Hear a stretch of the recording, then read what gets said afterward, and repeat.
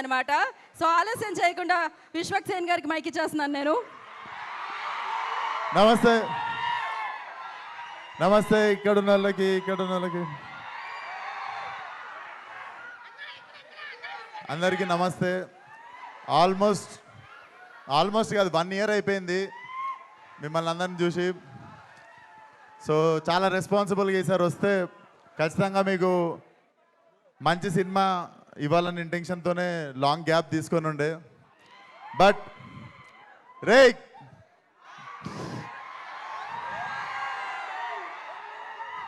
నేను ఇక్కడ లేనంత వరకేరా, నేను ఇక్కడ లేను. వన్స్ నేను వచ్చిన్నో నేను ఇక్కడనే ఉన్నట్టు. సో అదే పరిస్థితి. సో సినిమా డెఫినెట్లీ మీకు 2 గంటల 10 నిమిషాలు నాన్ స్టాప్ లాఫ్ రియాట్ ఉంటుంది. నేను లిటరల్లీ అనుదీప్తో కొట్లాడినా, చాలా జోకులు లిటరల్లీ ఎడిటింగ్లో వెళ్ళిపోయినాయి, అన్నీ ఉన్నాయి. లిటరల్లీ మా ఎడిట్ రూమ్లో ఉన్నవే చాలా మంచి జోకులు ఉండే. So definitely what he packed for you guys. 2 గంటల 10 నిమిషాలు జేబులో నుండి ఫోన్ తీసే ప్రసక్తే లేదనిపిస్తుంది మాకు.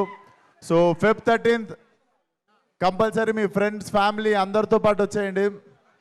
కడుపుబ్బా నవ్విస్తాం అండ్ మాట మీద నిల్చుంటాం. Thank you so much.